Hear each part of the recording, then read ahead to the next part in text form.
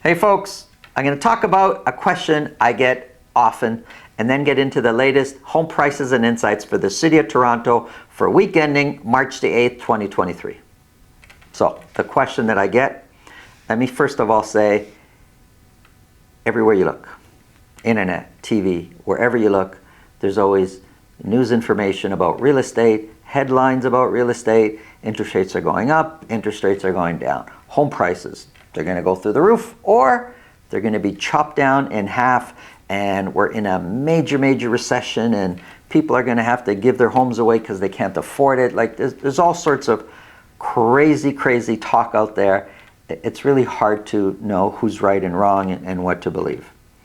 Which leads me to the question I keep getting. Who's buying in this market? It's so uncertain what the future holds in real estate for a lot of people that they ask, who's buying? What's going on?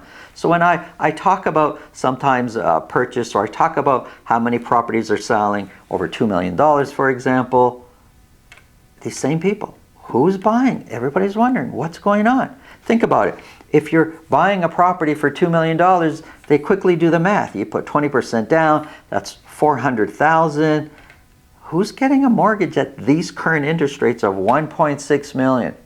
Well, let me tell you, the best way for me to explain who's buying, who's selling, is to talk about the buyers I'm working with. And I'm going to talk about in particular for two types of buyers. One type of buyer I'm working with is a first-time home buyer. Why are they buying now and not waiting? Well, I can only speak of the people I'm working with. I've spoken with them. These are the reasons they're giving me. They've tried to buy in the last couple of years. The market was price prohibitive for them. They just couldn't get into the market. They've been saving down payment and working and saving and putting money away. But what they wanted to buy, they didn't have enough down payment to buy it. The down payment they did have didn't really get them what they wanted, so they hadn't made the move yet. With prices coming down a bit, now what originally they had saved now qualifies them to buy, even though they realize it's higher interest rates, their monthly payments are a bit higher, but they qualify to buy. They're dying to get their foot in the door. Those are the first-time home buyers that I'm working with. It's not for every first-time home buyer, but the ones I'm working with, that's why. It's easier for them to get into the market now than what it was before. The other type of clients I'm working with are move-up buyers. So these are people that have a property to sell and another one to buy. Now I'm working with several of these first-time move-up buyers. They all have very similar characteristics, but for the sake of the example, I'm going to focus on one of my clients. So I have a client who has a property probably going to sell for about $1.6 million, and they're looking to buy a property for about $2.2 million. Now, if you do the math on $2.2 million, you go 20% down, that's a huge mortgage, an unbelievable monthly mortgage payment, but that's not the situation they're in. They are selling a property. All of my move-up buyers, they've owned the property they're selling for many years. The example I'm speaking of, the going from 1.6 to 2.2, they've owned their property for about 9 years now. And in that 9 years, the property that they currently own that we're going to be selling, that is basically doubled in size. Doubled in value since they purchased it. When they bought it, it was just the two of them, the husband and wife. They've had kids since then. They've grown into the house. They've raised their kids to a certain level. Now they want to buy their dream home. Well, with the value increasing, it's important to understand they weren't taking out lines of credit or home equity loans each time values went up of their home. They didn't go out and buy other investment properties. They did not buy fancy cars or a cottage. They lived comfortably, but they didn't blow all the equity in their home's value. And so when they sell this, they have a ton of equity built up. They're not savvy investors that have income coming in from all sorts of other areas. They're just a regular couple Over the years also, their financial position has changed at work. They're earning more money, but it's mostly the equity that they've built up. They've done everything they can to pay down their mortgage also. So they're taking a ton of money into this new home that they're going to buy. That's what they all have in common. They've owned the current home for many years. The second thing that they all have in common is the relationship between the value of what they're selling and what they're buying. What they're selling, for sure, has lost a bit of value over the course of 12 months because, let's face it, we all know prices have come down. So they've lost a bit of money there. But the value of what they're buying has lost a lot more. So if they tried to do this last year, the gap between what they're selling and what they're buying, let's just say it's this much. Now the gap is shorter. It's easier. It's within reach what they want to buy. And it makes sense. Even with the higher interest rate payments, because of the purchase price has come down so much on what they want to buy, it's making sense for them. And I've spoken to other people that call me and they want to do the same move. They want to move up, and it doesn't make sense. They've only owned their current home for 2 or 3 years. The value just isn't there for them to make the move just because, wow, they're just not putting enough equity into the purchase. None of these people are buying a $2 million, $3 million home with 20% down. They're going in really strong, high percentage going down, and it's not for them saving it all. A ton of it is coming from the equity in the home that they've owned for many years. Time in the market is a very, very important factor in being successful in real estate. You don't have to be a savvy investor to just keep the house for many years, pay the mortgage, and you'll be strong in your next move. Those are the people I'm working with. If you think this video can help somebody you know, please pass it along. If you feel this video, if you get value from this video, please subscribe. Let's get into the numbers.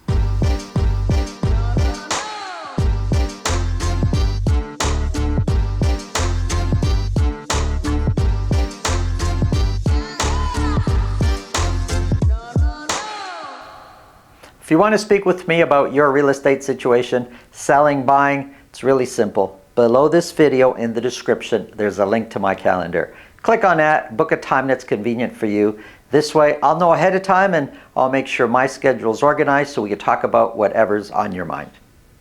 You know, if you're in the market right now, if you're selling or if you're buying, if you're out there actively looking at properties, it's pretty evident market's a bit crazy right now.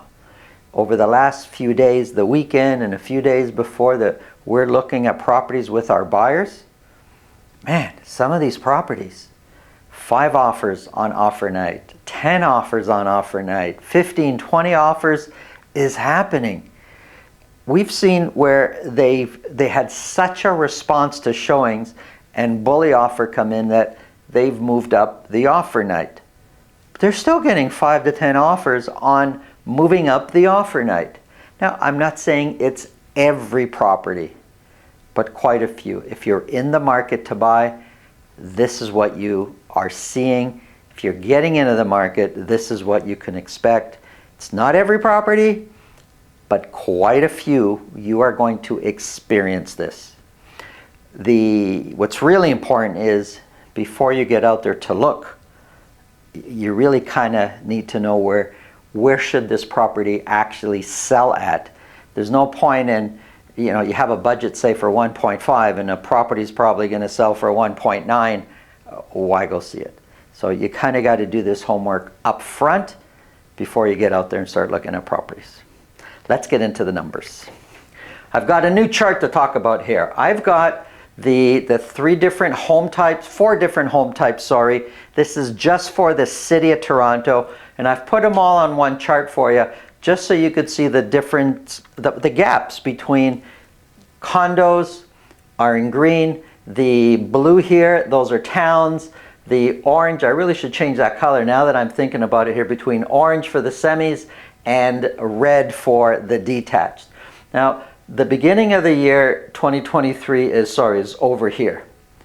And leading up into the finishing off last year, prices were kind of either flat or sloping down.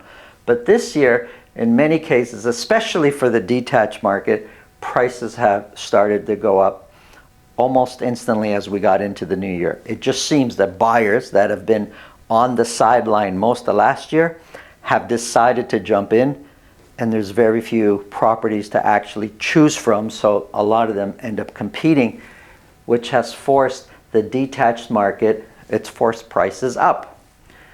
For towns and semis over here, the gap was a lot closer at the beginning of the year, price point wise, between towns, semis, and detached.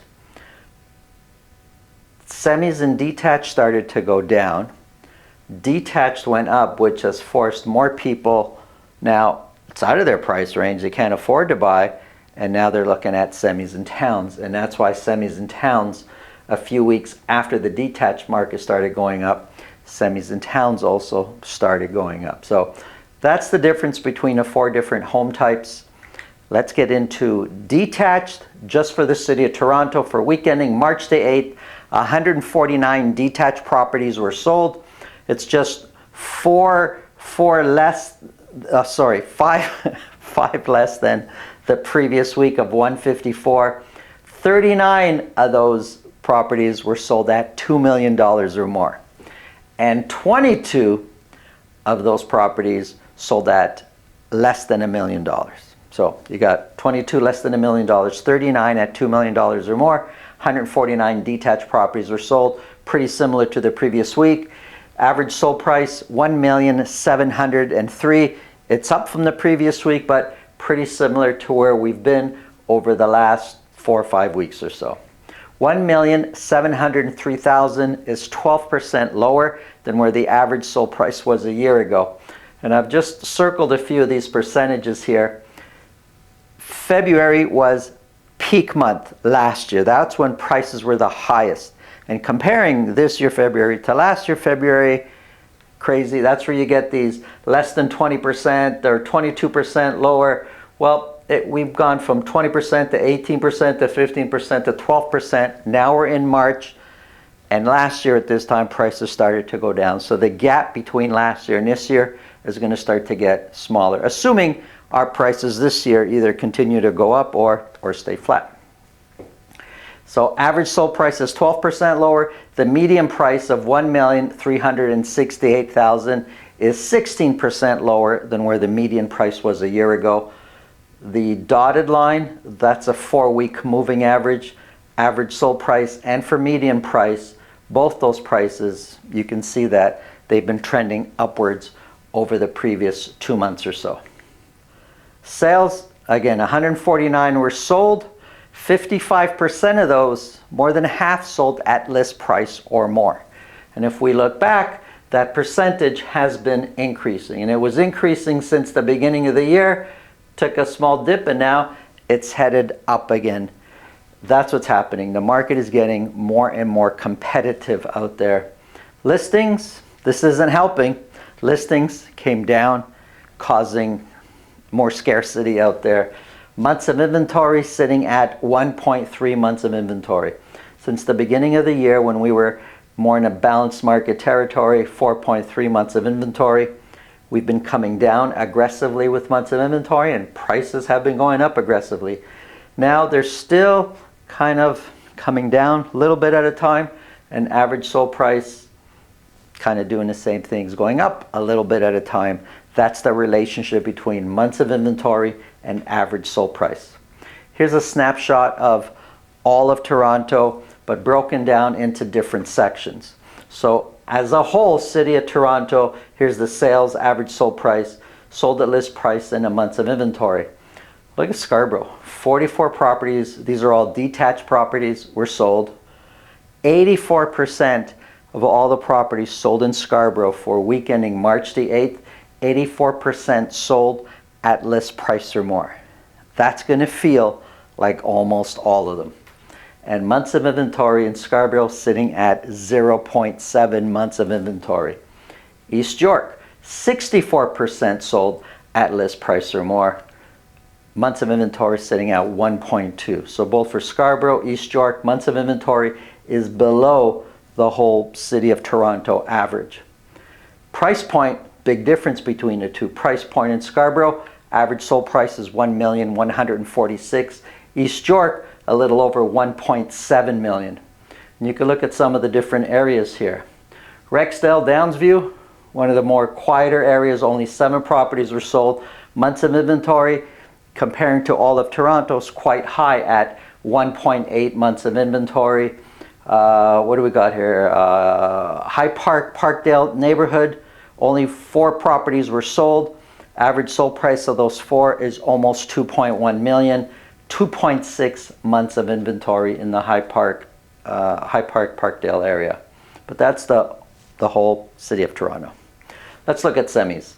49 semis were sold. 15 of those were at 1.5 million or more. Sales have been going up almost on a weekly basis, but been trending upwards since the beginning of the year. Average sold price is up from the previous week, sitting at $1,332,000. $1,332,000 is 17% lower than where the average sold price was a year ago. The median price is 15% lower, and both average and median price now since the beginning of the year basically have been trending upwards.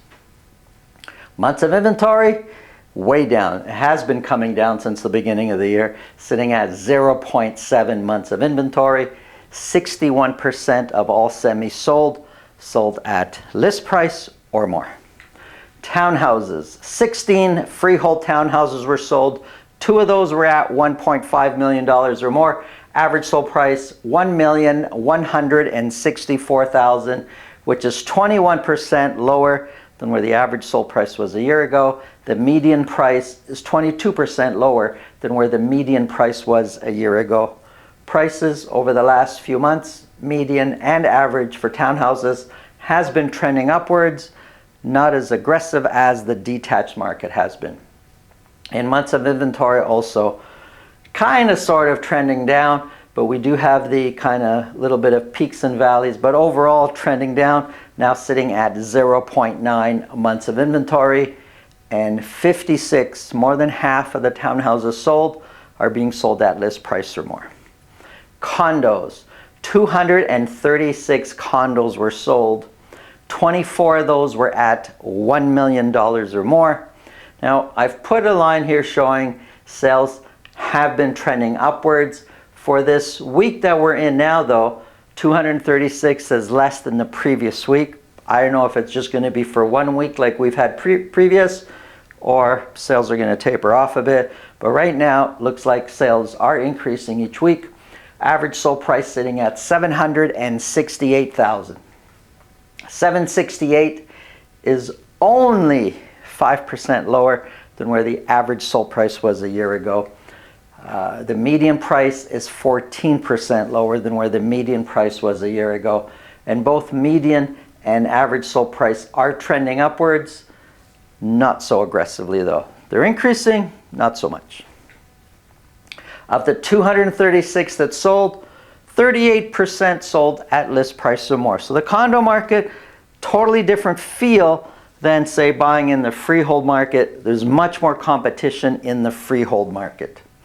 Listings, they're going up, not that aggressively though. Each week, a little bit more, a little bit more. Months of inventory sitting at 2.2 months of inventory. Here's a snapshot of all the areas, all the home types. Now the balanced market, we say, is between 4 to 6 months of inventory. We're nowhere near a balanced market. And I'm stressing that and saying it because for so long we were talking about, kind of feels like a balanced market out there. It is very much a seller's market right now. These are very low months of inventory. The condo market is closer to being a balanced market, but still very much a seller's market. Appreciate you watching. Have a great day.